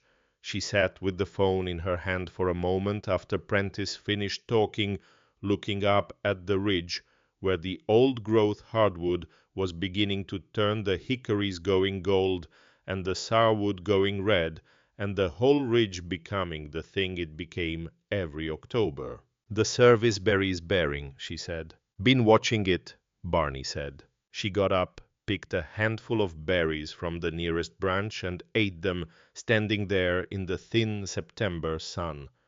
They were sweet and slightly astringent, in the way of wild fruit, the taste of a specific place and a specific year, the taste of something that had grown and been tended and was now exactly what it was supposed to be. She ate one for herself. She ate one for Merritt. She bought the house on Catron Street in October, 4 weeks after receiving the settlement, and she bought it the way she had always wanted to buy something, which is to say, not because she had to, but because she chose to. The house was small in square footage and large in light, with windows on 3 sides of the main room that caught the sun from morning until late afternoon. That was the thing she had asked Prentice to look for when she told him she was ready to purchase light, the kind of light that makes detailed work possible, that tells the truth about color and thread weight and the precise placement of a needle. The backyard had good soil. She planted a pomegranate the first week, a cutting that Barney had sourced from someone in the county who had grown one for 30 years, the same lineage of plant that she had left behind on Cedar Street. She put in basil and rosemary along the south wall and lavender along the border of the kitchen garden, because the smell of lavender had become again what it had once been, the smell of home. On the wall of the main room, in a frame of black walnut that a local woodworker had made to her specification, she hung the train of the wedding dress. Not the modified gown she had worn to the market, which she folded carefully and stored in the wardrobe at Clover Branch where it belonged. The train 2 meters of aged ivory silk, embroidered with wild Appalachian flowers by a young woman's hands, preserved by her grandmother's love and her husband's patient private faithfulness, and now finally given its proper place on a wall where light fell on it every morning. People who came to the house stopped in front of it and asked what it was, and Marvella told them not all at once, not with drama, but with the straightforwardness of someone who has stopped managing the distance between what happened and what she is willing to say about it. Harriet Good, the retired schoolteacher who lived next door with her garden and her opinions and her willingness to say plainly what she thought, had appeared on the second day with a jar of apple butter and the directness of someone who had decided not to waste time. "I watched that video 3 times," she said, "and I remember what Prater did to you back then. I should have said something 40 years ago." She stopped. "Forgive me." Marvella looked at her. "Come in," she said. "I have coffee." By November they had established what would become a Wednesday morning practice. Harriet arrived with something she had made. They drank coffee at the kitchen table that looked out over the backyard and the pomegranate, and they talked about whatever needed talking about. They talked about the town and how it had changed and how it had stayed the same. They talked about children and the specific difficulty of loving people who have disappointed you and continuing to love them without surrendering your own account of what happened. They talked about what it meant to be a woman of their age, with a life that was still going and choices that were still available, and how that was not nothing. It was, in fact, quite a lot. It was on one of those Wednesday mornings in August that Harriet said, "You know, there is not a single place in this county where a young woman can learn real dressmaking. Crafts, certainly, but actual tailoring, the kind you do, professional construction and technique, nothing." Marvella held her coffee cup and looked at the yard where the pomegranate was leafing out strongly in its first summer. "The cellar," she said. It was not quite directed at Harriet. It was the sound of something deciding. The restoration of the Clover Branch cellar took 4 months. Barney ran the operation with the same unhurried precision he brought to everything, finding the craftsman who understood old construction and sourcing materials that were compatible with what was already there. The tile roof was replaced tile by tile, matched to the original dimensions. The stone walls were cleaned with lime wash, the way they had been built, the joints repointed with traditional mortar.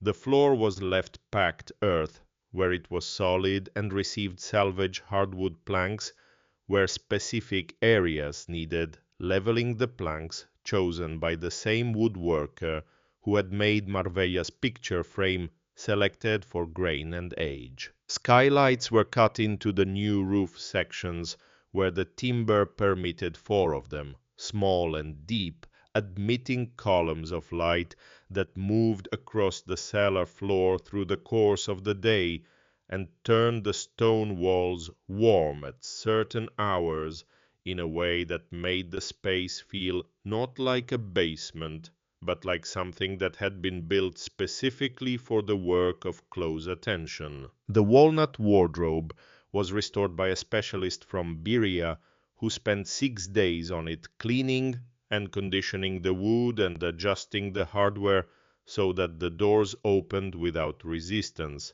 and it remained exactly where it had always stood in its position against the back wall. Above it, a wooden sign carved by a craftsman Marvella had known since he was a boy, running errands for his father's lumber yard, Atelier Tempe, Clover Branch. The teaching space. The workbenches were built from white oak.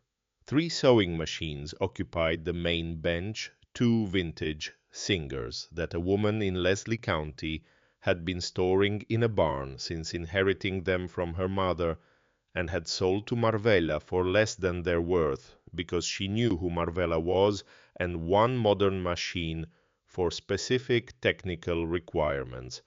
Along the right wall, a dedicated embroidery station with a natural fiber rack and lighting positioned for the demanding work that embroidery requires. The atelier opened on a Saturday in November with 12 students enrolled in the first session. Their ages ran from 19 to 63. Some had never operated a machine. One had been sewing professionally for 20 years and wanted to learn hand embroidery. A high school teacher wanted to make her own clothes. A retired nurse had promised her daughter a handmade quinceañera dress and had 3 years to learn how.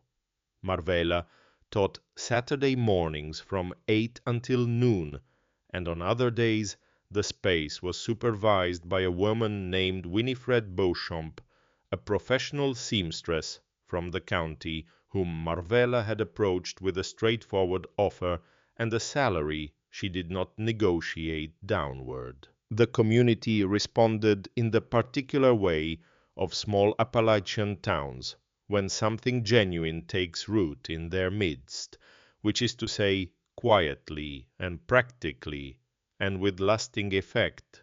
The dry goods store at the square began offering a discount on fabric and notions to enrolled students. The County Arts Council sent a representative to ask about partnership, and Marvella replied with conditions, and the conditions were accepted. The elementary school art teacher arranged a field trip. Prentice Andrade handled the legal registration of the property as a private nature preserve working with the state's Natural Areas program to document the old-growth hardwood and the permanent spring and the riparian corridor along the creek. The designation protected the land permanently and provided technical support from the state for the water source and the forest, and generated tax benefits that Prentice had calculated carefully before recommending the arrangement. A researcher from the university came in the spring to document the spring ecology and the forest composition, and she told Marvella on the last evening of her visit that the spring was among the most intact in eastern Kentucky, and that there were 3 species on the upper ridge that the botanical surveys had missed. Your grandmother chose well, the researcher said. She always did, Marvella said. Emerson came on a Saturday morning in late October without Vashti, which told Marvella something about the nature of the visit before a word was spoken. He came in through the front door she left unlocked in the mornings now, and found her in the kitchen, and she made coffee, and they sat at the table and looked out at the backyard where the pomegranate had set its first fruits, small and just beginning to show their color. The silence between them was not comfortable, but it was honest, which was better. "I should have helped you," Emerson said. He was looking at his hands. "I had the means and I did not use them, and I knew that when I was not using them." "Yes," she said. "I'm sorry." "I know you are. Is there something I can do now? Something actual?" She looked out the window at the pomegranate tree, the first small fruits hanging like promises kept late. Then she looked at Merritt's chair, which she had moved to the corner of the kitchen when she set up the house, the white oak chair, with its mortise and tenon joints and the name carved where no one could see it unless they knew to look. "One of the back legs is going loose," she said. "The chair in the corner. I haven't had the right tools to fix it." Emerson looked at the chair. He got up without saying anything, examined the joint, went to the truck and came back with a woodworking clamp and a small bottle of wood glue. He worked on the chair for 20 minutes with the focused quiet of someone doing something that requires attention. When he finished, he turned the chair over and looked at the underside of the seat, and he saw the carving there, just the name, Marvella, in the grain of the old white oak. He set the chair down carefully and sat back down across from her. His eyes were wet. He did not try to explain or minimize or contextualize. He just sat with it. "I made it in 1981, Marvella said. "I know," Emerson said. "I remember him in the garage." They drank their coffee. Emerson did not look at his phone once in the 2 hours he stayed, which was the most significant thing he could have offered her, and which she noted without remarking on it. Araminta called ahead, which was new and came with Odessa on a weekend in November. Odessa was 27 years old and taught 4th grade in Louisville and had her mother's face and something of merit in the way she moved, a directness, a quality of going straight at the thing rather than around it. She hugged Marvella in the front doorway with the force of someone who had been wanting to do it for a long time and was not going to pretend otherwise. That afternoon the two of them drove out to Clover Branch. Marvella showed Odessa the cellar, the restored work benches, the walnut wardrobe with its doors open and the sign above it. Odessa walked the whole space, slowly touching the stone walls, looking up at the skylights where the late afternoon light came in at a low angle and moved slowly across the floor. "Teach me to embroider," Odessa said. "Not as a hobby. I want to actually learn it." "Come back in spring," Marvella said. "Come for a weekend. We'll start with linen and learn the fabric first." "What if I make mistakes?" Marvella took a length of practice linen from the supply shelf and put it in Odessa's hands. She positioned the hoop and threaded a needle and placed it in Odessa's fingers and guided the first stitch without speaking. It came out angled. Odessa looked at it and looked at her. Marvella took the needle, drew the thread back through, handed everything back. She did not explain. She did not repeat anything. She simply waited. Odessa looked at the linen for a moment. Then she placed the needle, thought about the angle, and made the stitch again. It was better. Not perfect. Better. They worked for an hour in the restored cellar while the afternoon light moved across the stone walls and the smell of old wood and lavender and new fabric mixed together into something that was entirely itself, not a memory of anything but a present fact. A room where something was being learned and something was being continued. Cornelius came on a Sunday afternoon in December unannounced, with the look of a man who has been working himself up to something for weeks. He sat on the front step rather than coming inside at first, and Marvella brought 2 cups of coffee and sat next to him without making it a scene. "I acted wrong," he said. He was looking at the street. "Yes," she said, more than once. "Yes, I'm sorry." "I know." I was quiet for a while. Then, "Can I still come?" She looked down Catron Street, the old stone houses going up the hill, the church tower visible above the roof line, the particular quality of December light in Harlem that makes everything look as though it has been here for a very long time and intends to remain. "You can come," she said. "But Cornelius, the next time you arrive with a story about trouble that involves money and doesn't come back, I close the door. Not from anger, from the same respect I extend to myself that I have always extended to other people." He looked at her directly then. In his face she recognized an expression she had not seen him wear before, a kind of clarity that comes to a person when they see themselves without the usual protections.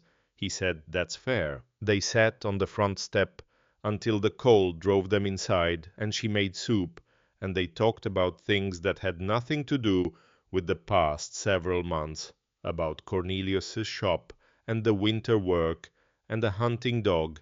He was thinking about getting ordinary things, the ordinary things that are what a relationship between people is actually made of, when the larger structures are finally belatedly set in place. The Prater Cultural Foundation formally dissolved in January.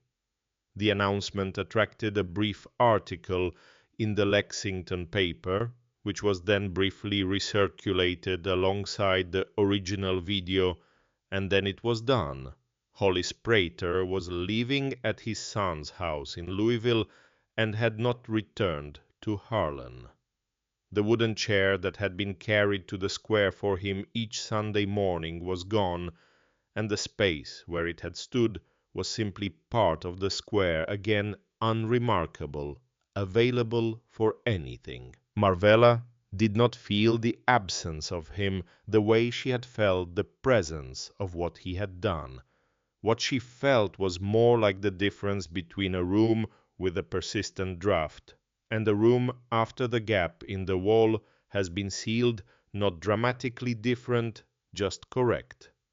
The way a thing feels when it is finally the way it was always supposed to be. Spring came to Harlan the way it always comes to the Appalachian Mountains, which is to say, tentatively at first and then all at once. The serviceberry at Clover Branch was the first tree to bloom its white flowers, appearing before the leaves covering the branches in the last week of March.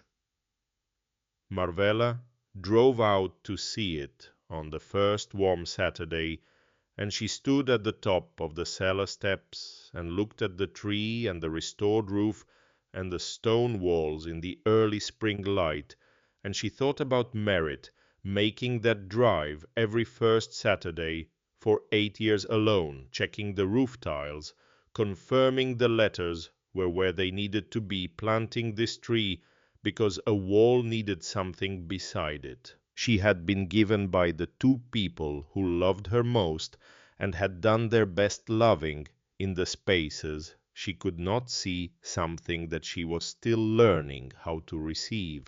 Not money, though there was money. Not property, though the property was real. What they had given her was the record, the official account, the place in which what had actually happened was finally completely and irrevocably true. In April, the first Saturday session at the Atelier Tempe brought 16 students instead of 12 because word had gotten to the neighboring counties, and 2 women had driven 40 minutes for the chance to learn. Marvella stood at the front of the restored cellar in the morning light falling through the skylights, and looked at the faces of the women seated at the work benches, ranging from 20 to 65, and she said what she said at the beginning of every session, which was not a speech but a single fact. We start with the fabric, before the machine, before the pattern. You put your hands on the material and you find out what it wants to be. On a Saturday in May, Odessa came for the weekend she had been promised. They worked at the embroidery station in the late morning, the cellar warm now, with real spring air coming through the open door, the serviceberry outside in full leaf. Odessa had practiced on her own in the months between, and her first stitches showed it more controlled and more confident, though still with the specific errors of someone learning to trust their hands. They worked for 2 hours without talking much. The silence in the cellar was the productive kind, full of concentration and the small sounds of work, the draw of thread, the creak of the wooden hoop, the occasional soft click of the needle against the thimble. Eventually Odessa said, without looking up from the linen, "How long did it take you to stop being angry?" Marvella considered the question honestly. "I was not mainly angry," she said. "I was mainly carrying something that was not mine to carry. When I put it down, there was not much anger left, mostly just the work." Odessa looked up. "The work of what?" "Of the rest of it," Marvella said. "The part after." Odessa was quiet for a moment. Then she bent back to her embroidery and made another stitch, and this one was good straight and even, and placed exactly where she had intended it, and she did not say anything about it, because it did not require comment. Outside the service, Barry was fully leaved, and the old-growth forest on the ridge was thick with new green, and the spring was running clear under the hill, running the way it had always run steadily and without drama, indifferent to all the years that had passed above it, and patient with all the years still coming. Marvella watched her granddaughter's hands on the linen, young hands learning the language that old hands had spoken for 60 years, the same white thread, the same white fabric, the same movement of the needle that turns a flat surface into something that means what you intended it to mean. She had been given, in the end, what most people are never given the chance to see the record corrected, to stand in the place where the lie had been told, and hear the truth said aloud by the man who had told it, to have the formal public witnessed acknowledgment that she had known her own life clearly all along. But sitting in the restored cellar her grandmother had built and her husband had kept, and she had now made into something new, watching a 27-year-old woman learn to make a stitch and get it wrong and try it again, Marvella understood that this was not the most important thing she had been given. The most important thing was simpler than that, and harder to name. It was the knowledge that the work itself had been the point, not the recognition of it, not the vindication, not the settlement, or the video, or the public square, or any of the things that had happened in the past year. Those things were true, and they had mattered. But the work itself, the 40 years of the needle, and the thread, the women who had walked into her back room and walked out, changed the careful stitching of a line that held what it was supposed to hold, the dresses and the alterations, and the plain, honest craft of making a thing that fit, that had been the life, that had been enough. Odesamada another stitch. It was good. The spring ran under the hill. The serviceberry held its leaves against the May sky. And in the stone cellar that had been built by hands that had been dead for a century and kept by hands that were a decade gone, two women bent over white linen in the morning light, and the work continued.